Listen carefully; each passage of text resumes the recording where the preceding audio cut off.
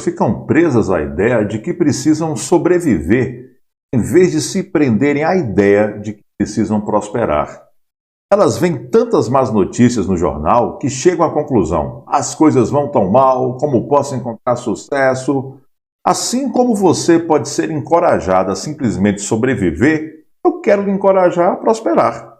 Sei que precisamos usar a sabedoria que Deus nos deu, mas não acredito que devemos retroceder a ponto de não mais perseguir os nossos sonhos, de não mais esperar pela multiplicação o favor de Deus. Não creio que devamos apenas nos agarrar ao que temos, tentando manter essas coisas a todo custo. Esta é uma mentalidade de sobrevivência. Lembre-se disso. Assim como Deus tomou os 5 pães e os 2 peixes e os multiplicou para alimentar milhares de pessoas, Ele pode multiplicar o que você tem. Deus pode multiplicar seu tempo e ajudá-lo a fazer mais, pode multiplicar sua sabedoria e ajudá-lo a tomar decisões melhores. Deus está no controle total das situações. Ao passar por momentos difíceis, não se encolhe e pense: as coisas vão tão mal, se eu pudesse simplesmente segurar as pontas e sobreviver mais um ano. Não pense assim. Seja determinado e diga: não irei apenas sobreviver, eu vou prosperar. Prosperarei apesar das dificuldades. Uma jovem me disse que lutou por seu casamento por um longo tempo. Ela fez o seu melhor para que as coisas dessem certo, mas simplesmente não funcionou. Ela disse: Joel, bem, ao menos eu sobrevivi. Ela estava feliz por simplesmente ter conseguido aguentar, mas pude ver que ela parecia estar navegando em águas paradas. Era uma jovem bonita, mas tinha perdido sua chama interior, tinha perdido o brilho nos olhos. Eu disse a ela o que estou dizendo a você. Você sobreviveu, mas não pode manter essa mentalidade de sobrevivência. Deus tem novos tempos à sua frente. Ele tem novas portas que deseja abrir. Ele quer que a sua vida seja melhor agora do que foi até então. Uma mentalidade de sobrevivência vai impedi-lo de experimentar o melhor de Deus. Livre-se dela e diga: Deus, o Senhor prometeu que tudo o que estava destinado a ser para o meu mal, o Senhor iria usar em meu favor. Posso ter passado por fogo, fome, inundação, mas sei que esse é o momento no qual provarei do seu favor. É o momento no qual verei mais da sua bondade em minha vida. Não deixe a sua fé esmorecer. Quero que você comece a esperar por uma multiplicação ainda maior da parte de Deus. Tenha a expectativa de que esse será o melhor ano de sua vida até agora. Será o melhor ano, aleluia. A declaração de hoje é essa daqui. Eu declaro que não vou apenas sobreviver, serei próspero, prosperarei apesar de toda dificuldade que possa aparecer no meu caminho. Sei que cada contratempo é um ponto de partida para um contra-ataque. Não vou ficar estagnado, desistir dos meus sonhos, nem me acomodar. Onde estou? Sei que um toque do favor de Deus pode mudar tudo. Estou pronto para viver um ano de bênçãos e um ano de prosperidade. Essa é a minha declaração. Então vamos começar com a mensagem de hoje. Irmãos, eu quero ler para vocês uma passagem que eu estava meditando agora há pouco e que Deus falou muito ao meu coração. Está no livro de Tiago, capítulo 5, o versículo 11. Preste atenção. Como vocês sabem, nós consideramos felizes aqueles que mostraram perseverança. Vocês ouviram falar sobre a perseverança de Jó e viram o fim que o Senhor lhe proporcionou.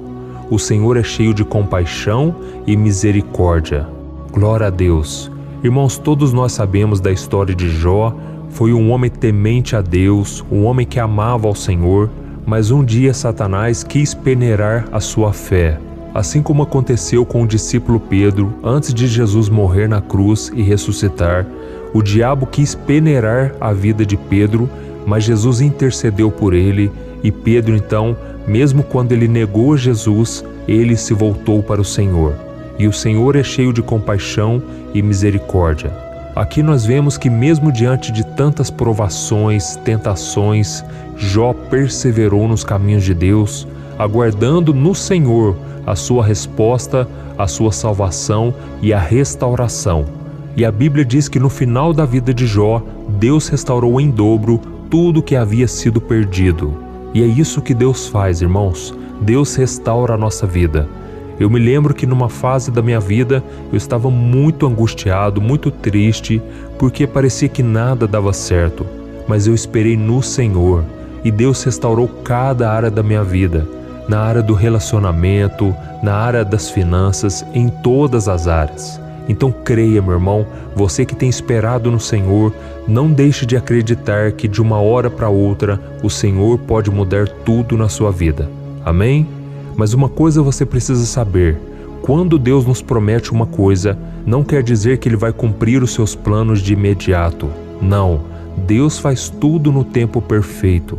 No entanto, nós ficamos impacientes, não é verdade? Perdemos a nossa calma, muitas vezes queremos agir na carne, agir na força própria, porque nós achamos que as bênçãos estão demorando demais e a gente começa a duvidar do poder de Deus. Muitas vezes nós chegamos ao ponto de pensar que se nós quisermos que a promessa se cumpra, nós teremos que dar uma mãozinha para Deus, fazendo as coisas do nosso jeito, não é assim?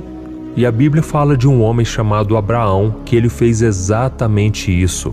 A Bíblia diz que Deus havia prometido a ele filhos tão numerosos como as estrelas do céu e como as areias das praias do mar. Isso está em Gênesis capítulo 22. Mas o interessante é que Abraão, ele já era velho de idade, e a sua esposa também, e o pior, a sua esposa era estéril. Sara era sua mulher e ela não podia ter filhos. Mas Deus prometeu o impossível, que os filhos de Abraão seriam tão numerosos como as estrelas do céu e como as areias do mar. Mas Abraão estava cansado de esperar. O tempo foi passando. Uma coisa é quando você está sentindo a presença de Deus, você recebe aquela profecia, uma mensagem do céu, e aquilo enche o seu coração de fé. Mas quando o tempo vai passando, e a própria Bíblia diz que a esperança que se adia adoece o coração. Quando o tempo vai passando, o seu coração pode ficar doente, cansado de esperar.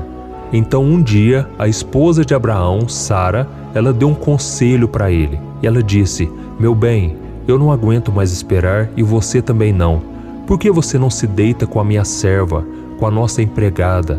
Eu tenho certeza que ela vai poder gerar um filho para você." E Abraão então, seguindo aquele conselho, ele se deitou com uma mulher chamada Agar, que era serva da sua esposa, e dessa relação nasceu Ismael. E foi aí que os problemas da vida de Abraão começaram a surgir. A Bíblia diz que Deus amava Ismael e tinha grandes planos para ele, mas Abraão teve que deixá-lo ir embora, a fim de cumprir a vontade do Senhor, porque aquele menino não era o filho da promessa. O filho que Deus havia prometido a Abraão seria da relação dele com a sua esposa. Então foi uma das experiências mais dolorosas que aquele homem teve em toda a sua vida. A decisão de Abraão de apressar a promessa de Deus e as tristes consequências dessa escolha nos ensina 3 lições sobre a importância de sabermos esperar o tempo do Senhor, ok? E eu vou te dizer, a primeira lição é que você não pode deixar o inimigo colocar qualquer coisa na sua frente que pode fazer com que você não espere no Senhor. Ou seja, você começa a fazer por conta própria aquilo que aos seus olhos é o melhor. Aquilo que aos seus olhos vai ser mais rápido, vai ser um atalho. Tome muito cuidado com isso, tá bom? A segunda atitude que você deve tomar é ter cuidado com os conselhos que você recebe.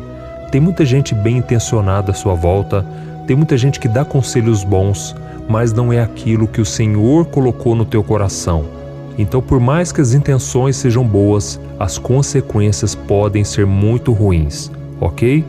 E a terceira coisa que eu preciso te dizer é que se você conquistou algo com as próprias mãos e entendeu que agiu de forma errada, você vai sofrer por ter que abandonar isso. Abraão teve que deixar Ismael ir embora, e com certeza ele sofreu muito. Você também que talvez envolveu em um relacionamento que não era da vontade de Deus, e agora você tem que abrir mão disso, com certeza vai te trazer dor. Mas se observarmos a vida de Abraão, nós vamos perceber que foi exatamente isso que fez com que a promessa de Deus se cumprisse na vida dele. Quando ele abandonou Ismael, Deus abençoou também Ismael. Mas foi naquele momento que Deus liberou a bênção sobre Isaque, que era o filho da promessa. Da mesma forma, se você renunciar a algo por amor a Deus, por obediência ao Senhor, saiba que Ele vai cuidar de tudo. Se você tiver que romper com um namoro, um noivado, por fazer a vontade de Deus, saiba que Deus vai cuidar de você e vai cuidar da outra pessoa. Deus, Ele cuida de tudo, irmãos. Deus é perfeito. Por isso, se você obedecer ao Senhor e esperar o seu tempo, você vai ser recompensado por isso. Amém? E agora nós vamos fazer uma oração. Eu quero orar por você, você que precisava ouvir esta palavra. Mas antes eu quero ler uma passagem que está no livro de Jó, já que nós começamos falando de Jó nessa mensagem. A passagem está no livro de Jó, capítulo 5, o versículo 17 e o 18. Eu gosto muito dessa passagem. Diz assim: Como é feliz o homem a quem Deus corrige. Portanto, não despreze a disciplina do Todo-Poderoso, pois ele fere, mas dela vem tratar. Ele machuca, mas suas mãos também curam. Amém, irmãos? Deus, Ele permite a ferida, Deus, Ele permite a dor, o sofrimento, mas Deus é aquele que cura. Ele é o médico dos médicos e eu creio que o Senhor está aqui presente hoje. Deus, Ele quer tocar no teu coração, Ele quer renovar as tuas forças, curar suas feridas. Amém? E antes de continuarmos, eu quero te pedir uma coisa.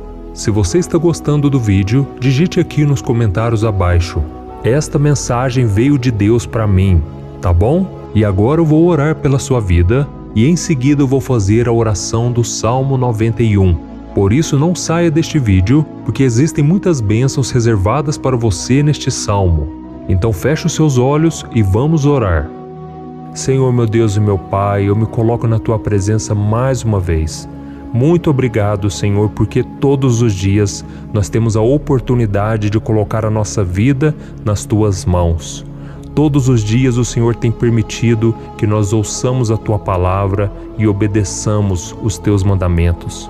Senhor, muito obrigado por mais um dia de vida, muito obrigado pela minha saúde, pela saúde dos meus irmãos. Senhor, eu quero orar nesse sentido agora, Pai, pela cura física, Pai, pela cura emocional. Quantos dos Teus filhos agora, Pai, estão sofrendo, porque não tem como viver neste mundo sem sofrimento.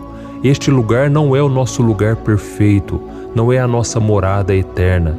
Um dia estaremos no céu contigo, meu Pai, e nesse dia não choraremos mais.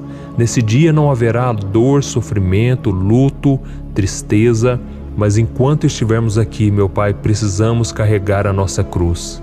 Por isso eu te peço, meu Pai, nos ajude a esperar no Senhor com perseverança. Assim como Jó suportou tantas provações, confiando no Senhor, eu te peço, meu Pai, nos capacite, nos dê força, Senhor. Oh Deus, essa pessoa que agora está chorando, está se derramando na Tua presença. Jesus, cura esse coração, Senhor. Enche esse coração com a fé, com uma fé sobrenatural. Mostra para ela, meu Pai, que aquilo que ainda ela não vê é maior do que a sua realidade de hoje. Senhor, nos tira, Pai, do fundo do poço. Quantas pessoas agora estão se sentindo mal porque têm se afastado do Senhor, têm cometido pecados. Senhor, que o nosso dia seja em santidade, em obediência. Nos ajude, meu Pai, a cumprir a Tua vontade aqui na terra. Nos ajude a sermos fiéis até o final. Em nome de Jesus, meu Pai, eu te peço, nos fortaleça contra o pecado, contra a dúvida, o medo. Senhor, quantas vezes queremos agir por conta própria? Quantas vezes queremos dar uma mãozinha para o Senhor, Deus, sendo que isso não é possível, porque é o Senhor quem controla tudo. O Senhor está no controle do nosso futuro, inclusive. Por isso eu te peço, meu Pai, nos dê visão de águia, Pai, que a gente venha enxergar além das montanhas, além das circunstâncias, Senhor. Assim como Jó, Pai, a Tua palavra diz que ele não pecou em nenhuma de suas palavras. Pai, que só saia dos nossos lábios louvor, adoração, gratidão. Pai, não deixe a gente ficar reclamando, a gente ser levado pelos problemas. Senhor, quantas vezes, Pai, nós duvidamos do Teu amor. Nos perdoe, Senhor, e nos ajude a viver na Tua presença todos os dias. Senhor, hoje o dia tem sido difícil, para muitos, Pai, tem sido quase impossível, mas eu creio, Pai, que tudo posso naquele que me fortalece. Fortaleça os meus irmãos agora, Senhor. Que o Teu Espírito Santo venha revestir essas pessoas de força, de glória, de poder, de unção. Deus, enche o nosso coração de coragem para enfrentar os desafios do dia a dia. Não nos deixe cair em tentação e não nos deixe acovardar diante dos problemas. Senhor, cuida de cada área da nossa vida. É o que te pedimos em nome do Senhor Jesus. Amém. Glória a Deus.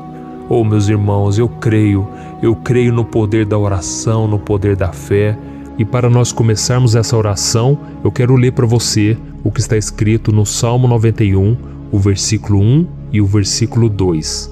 Diz assim: Aquele que habita no abrigo do Altíssimo e descansa à sombra do Todo-Poderoso, pode dizer ao Senhor: Tu és o meu refúgio e a minha fortaleza, o meu Deus em quem confio. Se você puder, feche os seus olhos e vamos invocar a presença de Deus. Senhor, meu Deus e meu Pai, nós nos colocamos agora na Tua presença, neste dia, para clamarmos ao Senhor pela Sua proteção, principalmente pela nossa vida espiritual. Oh, meu Pai, nós temos passado por tantas provações. O inimigo tem tentado contra nós. O inimigo tem falado aos nossos corações, ao nosso ouvido, que os problemas são insuportáveis e que não vamos dar conta.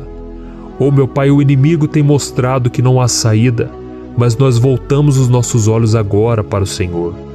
Oh Deus, Tu és aquele que tem a paz que nós não temos, que o mundo não pode oferecer. Tu és o príncipe da paz. Por isso te pedimos, Senhor, coloca dessa paz dentro de nós, porque nós precisamos, senão nós não vamos suportar as lutas que temos enfrentado neste mundo. Oh, meu Pai, nos lembra a cada dia que o único lugar onde encontramos descanso e paz para a nossa vida é debaixo das Tuas mãos. É ali que nós temos no Senhor o refúgio, a fortaleza que nós tanto precisamos para nos escondermos de todo ataque do diabo contra a nossa vida. Oh, nós cremos, Senhor, que é à sombra do Todo-Poderoso que existe o descanso, o refrigério para a nossa alma. Por isso nos ensina, ó Pai, a confiar e descansar em Ti. Nós entregamos agora nas Tuas mãos todas as nossas preocupações, medos, angústias. Oh, meu Pai, quantas pessoas agora estão em depressão, estão angustiadas e o corpo delas já está demonstrando cansaço, está demonstrando a ansiedade que tem saído do controle. Meu Pai, nos ajuda a entender que o Senhor está no controle da nossa saúde, da nossa família, das nossas finanças, dos nossos relacionamentos e do nosso coração. Oh, meu Pai, também queremos Te agradecer pela proteção e pelos livramentos que o Senhor tem nos dado dia após dia. A Tua palavra diz, Senhor, no Salmo 34:19, que muitas são as provações do justo, mas o Senhor o livra de todas. Por isso, meu Pai, nós já Te agradecemos, porque nós cremos, o Senhor vai nos livrar mais uma vez. Eu sei que parece impossível, parece que é uma montanha tão grande na nossa frente, mas o Senhor disse que o Senhor remove montanhas quando colocamos a nossa fé no Senhor e profetizamos a vitória. Por isso nós já Te agradecemos pela vitória, pela conquista que o Senhor está nos dando, e eu creio que grandes coisas o Senhor ainda fará. Em nome de Jesus que nós oramos. Amém. Glória a Deus.